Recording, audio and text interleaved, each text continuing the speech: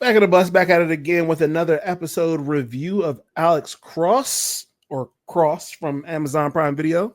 Today we are doing episode 4 and 5. We start off with this like flashback to a court case in which Cross testified against this white girl. So basically they've been trying to figure out what's the connection with Cross and somebody who's trying to get some sort of vengeance against Cross and some of the other people that he's worked with. So this is the part of the plots that ties directly back to his wife's killing. So that's that's the kind of separation of the the perils right now. Seems like whoever was connected to that individual was affected by their loss when old girl committed suicide after her stint in prison. So, and he was very harsh about how he dealt out his opinion and didn't even really recognize himself when he gave it, so, or when he rewatched himself giving it. So I guess it's when you chalk it up to one of those young and dumb moments. Maybe, I don't know how cops handle those things, Right? Not in those circles, but it's just a interesting callback to a low moment, but it sets the table for what eventually will happen to his wife. Sure, absolutely. Okay, so now Cross has the fanboy book. Obviously, because Homeboy left it as he was getting out of that basement that they were in. And so they go through it there and they find, obviously these pictures match up with older serial killers. And they find the picture of Eileen, but they don't know yet that Eileen is supposed to be Shannon. So they have no idea who Shannon is yet. They also tied together the dating apps. Shannon is Eileen. You said Eileen's supposed to be Shannon. Shannon was Eileen. Thank you. They also make a link to these dating apps, and obviously that's how Ed found Shannon. But another good reason to just start meeting people in real life and getting the fuck off these dating apps. Facts. But also Amir is on the down low, according to the fact that he was linked to these dating apps. Mm-hmm. Which I thought was I didn't see that happening. Which was the most versatile thing about this villain too, right? He was able to, I think they even said it, like he's able to, or Alex did, he's able to use his charm the same way on men and women. That's I'd have to imagine that's a very rare skill to appeal to men the same way you would appeal to a woman, and it's have the same effect. So this kind of, giving you more breadcrumbs of what ends up being a really kind of compelling character throughout the season. I think that there are some very real world callbacks in this character, obviously with all of the serial killers that he's paying homage to, but also his character himself. I can think back to that situation with that Democratic donor Ed Buck a couple years ago where guys, random black guys just started popping up with overdoses at his house. Like 2 of them in like a year span or some shit. Like, it was crazy. Never heard of that guy again. Wonder why. But you do kind of see these situations, not something as fantastic as this, but the real violence involved with it is very very real life. So it's not like we're even getting out of something grounded by touching on something like this. This is something that's very realistic. Yeah, absolutely. Okay, so like I said, they had the picture of Shannon and they provide that to the reporter who then obviously leaks that information out. And now the family of Amir is all upset because, she's getting front page coverage, but obviously Amir wasn't good enough to get some of this front page coverage. Which was valid, but then there's a reason behind it. I never really understand why you can't at least tell her so she don't go running all around sure talking to CNN and just saying that they just trying to take attention away. It looks to me, it looks dumb on both sides of that part of it, right? Like, it looks stupid in 2 situations. Like, from her perspective, you don't really know what's going on, but you call yourself driving the narrative for the networks and stuff like that, and then at that point it just kind of feels like attention grabbing, meaning his sister. And then on Cross and damn, what's his partner's name? John. On their side of it, it's like, hey man, y'all talking to everybody else, y'all planning and coordinating with everybody else. why can't y'all go to her and be like, hey, listen, I know this is gonna look away, but we have to do it because this, that, and the third. It's gonna help the investigation. Like, we're getting closer to finding the Mirror's killer. We need to use her to draw him out. Something like that. Just for there to be some sort of communication. They just keep running into each other at the front of the courthouse. This shit is crazy. Oh, they find that Shannon has a rash, which we saw earlier. And there's only one person that can fill the prescription for that rash. And Cross finds that the person, right? Yeah. And Cross finds that person who picked it up is Ed. Now he doesn't know it's Ed, but you can't give that credit to Cross on that one. That's it. That was the team that found that. They was the one that did the research on the cream and her disorder and whatnot. And then you can't make it go away. You got to find it. It's got to be mixed together. And there's only one place in the area that is that. So yeah, they dug that shit up. But at the very least, Cross has a lead now. Yeah, I like how in this show, as opposed to other shows that shall go unnamed, there are steps to getting to the answers that make sense. They take you from point A to point B with very practical, motions and steps that make sense. Right. Yeah. The fact that we ended up at a spot where they found Ed Buck. Or not Ed Buck. What's this man's name? Ed Ramsey. Ed Ramsey. Ed Ramsey. It wasn't by chance. Like they did investigative work. they did police work. They didn't just stumble upon it. Didn't somebody walk into the police station and snitch? You know what I mean? It's just it's very smart writing. Well, even snitching in some cases makes more sense than some ways that some other shows get information. Mm-hmm. But anyway. The karaoke night works for a little while, and it was a little bit of a touching scene, but gets cut short due to whoever's stalking bro playing a recording of him calling 911 after his wife got shot, and they can't find the source because it's Bluetooth. Trash. Very trash. So somebody's sitting outside or in the back of the house playing the shit while y'all doing Friday night karaoke. Yeah. It was Garbo. Facts. Turns out that they were being a little hard on Alex too about his wanting to do the karaoke night with the kids. It's like, I mean, I guess I get it, and you don't want to make them suffer, and all of that is valid. But like, they were just, everybody was so strong about it. I mean, just get up and go to therapy, man. Go to therapy, man. What's wrong with you, man? Why you ain't going to therapy, man? I'm like, damn, man is probably sad over his murdered wife. That happened within the last year. He was being real rough on my boy. And then for him to just be like in the car with his girlfriend, with Elle, and then they pull up back at the house to do the shit that I just said I wasn't going to do. You're taking some leaps and bounds here. All right. Yes. And that is, you know what? I really just talked myself into that, because for that to have happened that way, and then some other shit happened later on in the series, is just this. There's some I do have some criticisms for Cross here in these next couple episodes, but the assistant giving the book back. Oh yeah, damn, Freddie. I don't remember his name. Freddie Trey. Yeah, him giving the book back to homeboy. You're gonna want to be giving me my $2 million before this book end up in the bay. Oh my gosh, I was so upset about that. Like, why? He's dope. I really like him. I hope that it's Bobby Trey. Bobby Trey. There you go. Bobby Trey. I said Freddie Trey. Bobby Trey. Yeah, my boy Bobby Trey. He I hope he survives this whole ordeal in the season. I haven't finished yet. I got one more episode to go. But because I would like to see him and Cross work together. He's a fucking ninja. I like it. But yeah, how he got that book in the first place. First of all, I called it. I told you he was butt buddies with well, not necessarily butt buddies, but he had the Asian dude on lock. Yeah, some connection to the Asian guy. I knew it. Called that shit. But at the same time, it looked like he was threatening him. He was threatening him with something, and we never really find out what. Because obviously he gets clipped while Bobby Trey is being pursued by Cross.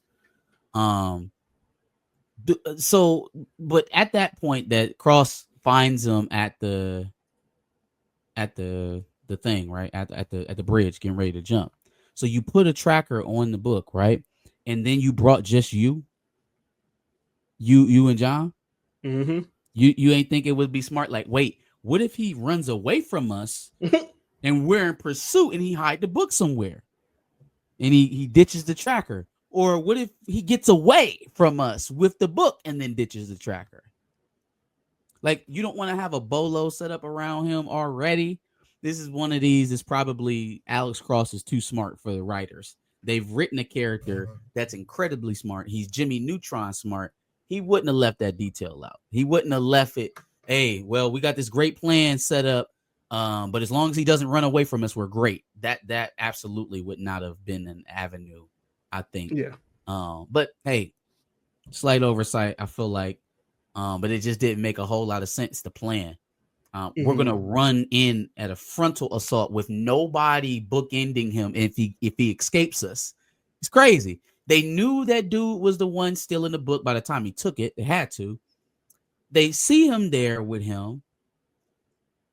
Hostage situation right now. Easy. Why did we even allow this to become a thing? Why didn't we at least send John on the other side?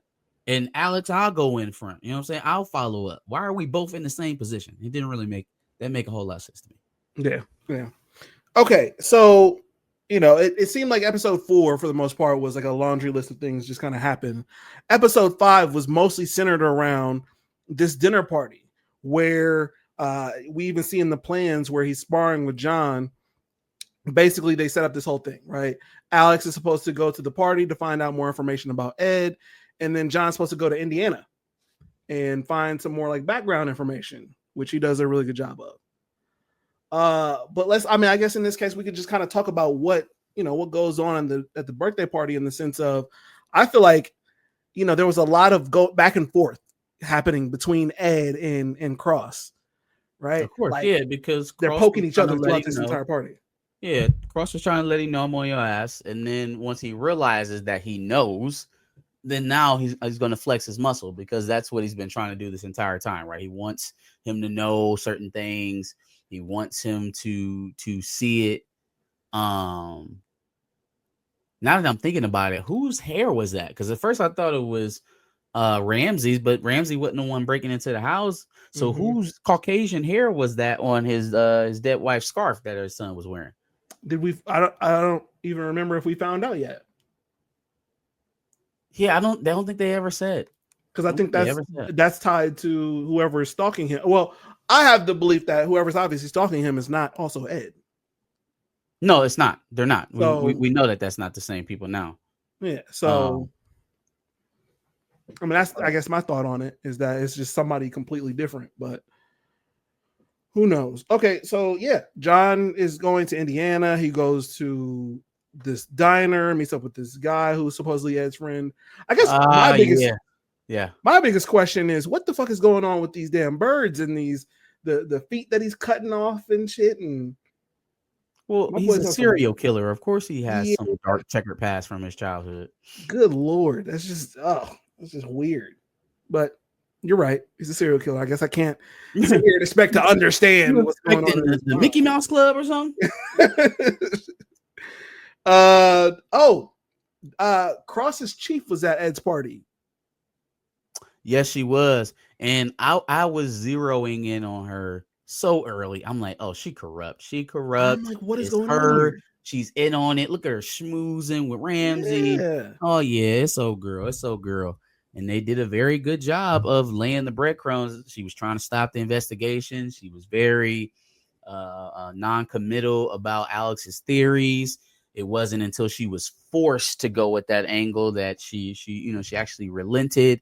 She's a political animal, so all of this is motivated by her own machinations. It's just she may be a crappy person, but just keep your eyes open for other folks, I guess. John meets up with the mom, and Ed has him read a Bible verse to her to kind of snap her out of this Bible verse that he mentions at the dinner party as being his mother's favorite, his dead mother. So he's told everyone that his mom is dead. I felt like that was also a bit of an oversight. It's kind of a drastic thing if you're actively paying for her health care in a few states over. It's a very bold thing to lie about.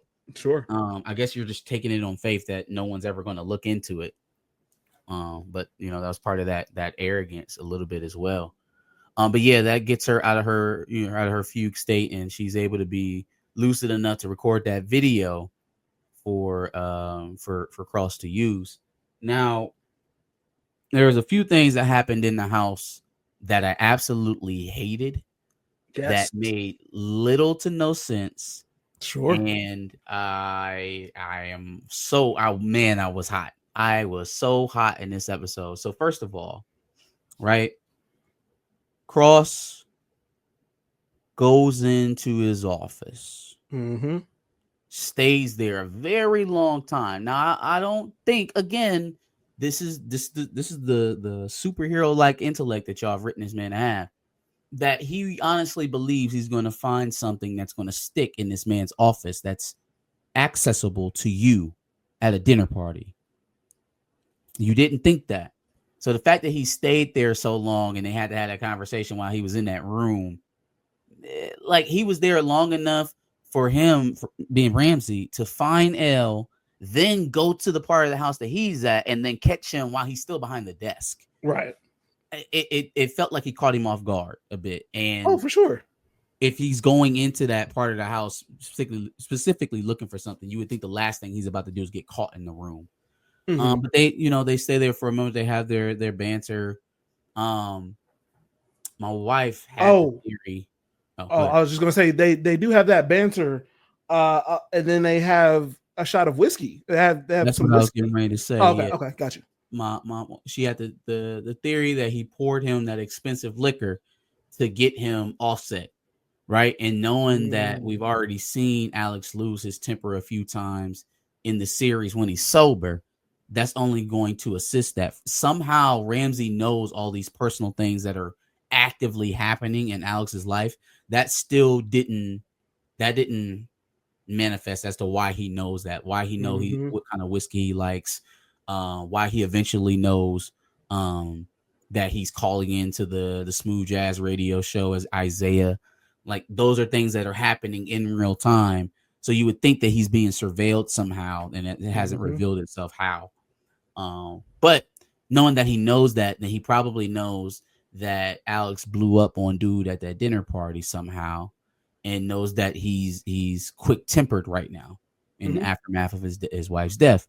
So giving this man some liquor, it's already a high tension situation, because you got your lead suspect right here in the middle of your face, and he's not supposed to know, but you kind of hinting that and you playing this little game. You're poking at him. Now you start the process of poking at him. Now I'm going to bring up the Isaiah thing. Now I'm going to play around with your dead wife. Now I'm going to play around with your kids. I'm going to play around. Now I'm going to take your girlfriend and take her on this pitch and get her some bread. I'm going to put her in a room over here and make you think crazy things, because you already think I am who I am, right? So let's really mess with you. So the whole time he's liquored up with top shelf whiskey. So that may have led to the next embarrassing thing that happened to me, was this whole Ed Ramsey is the fanboy in front of everybody in that room.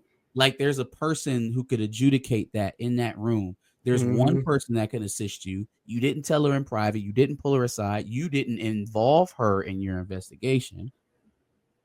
And then you just expected her to back you in front of all these rich white people that she over here begging for. She on her knees for campaign donations. Yeah. Damn well. So why not play it straight in that instance? He's not thinking straight, right?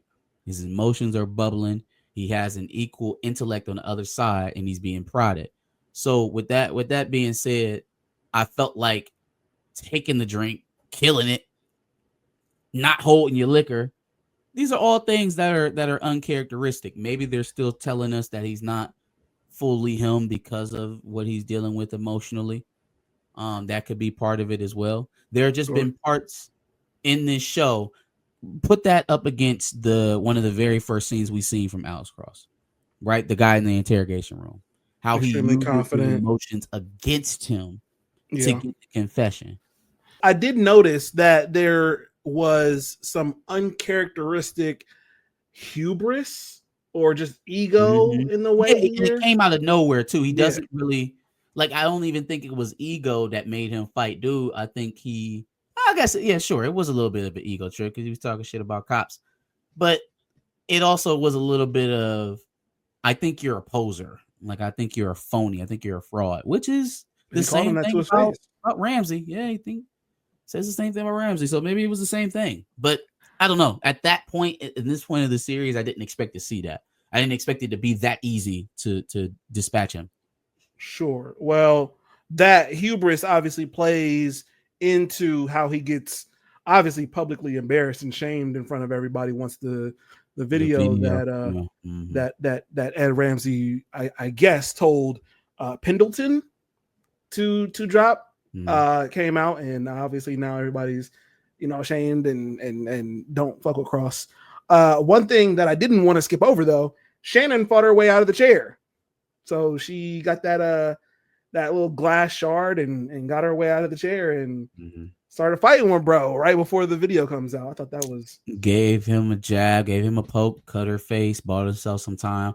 That was the whole time she was in captive. I was thinking like she has to buy herself some time somehow. She has to probably hurt herself because of how he reacted to the rash. I'm like, oh well, she hurt herself seriously. She's not going to, she's no way she can be done up the way he wants her to be done.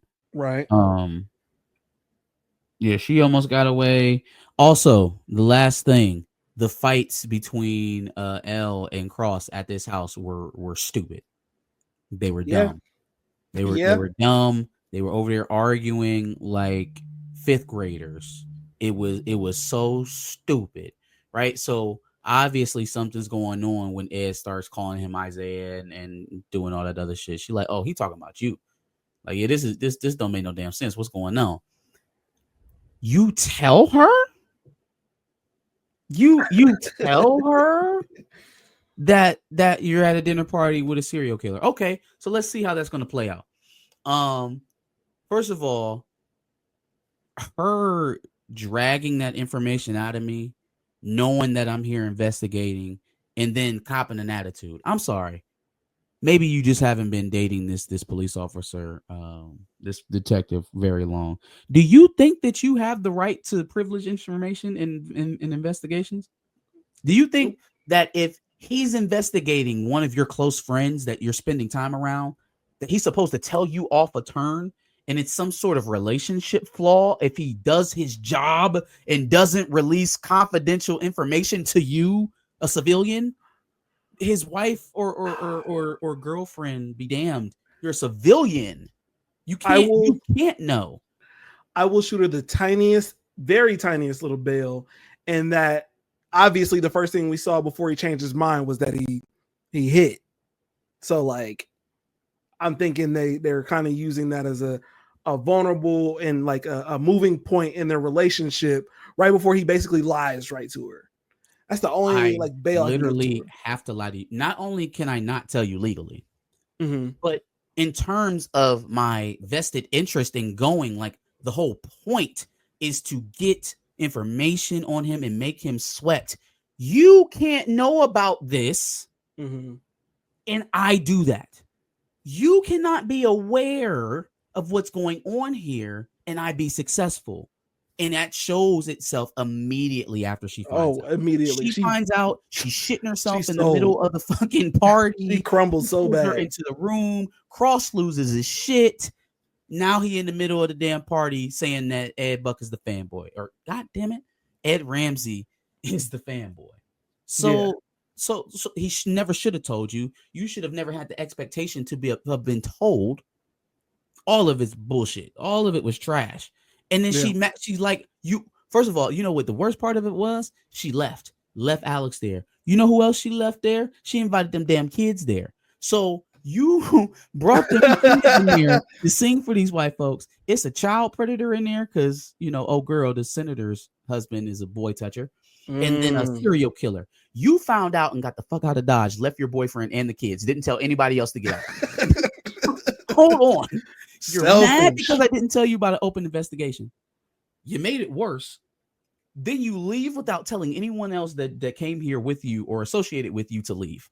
That is crazy. They pulled an Amber from Invincible season 1 on L in this episode. I hated it. I was like, yo, she's she being set up wrong here. That is None of crazy. this Didn't makes even think about that, but that's funny.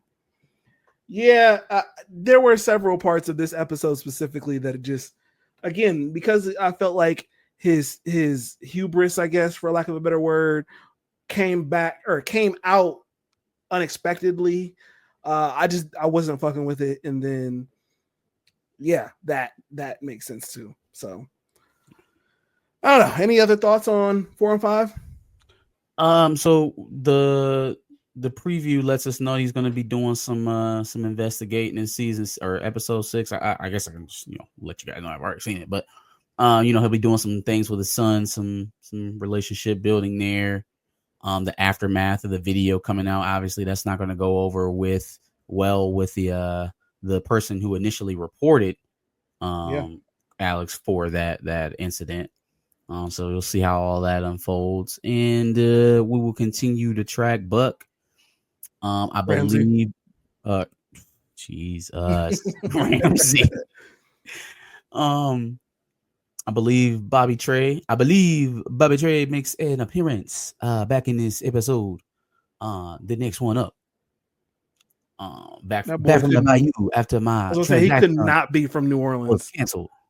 He could not be from New Orleans. Like he's absolutely from somewhere in Louisiana. Clearly. Shreveport, Baton Rouge, somewhere in there. Somewhere in there, yeah.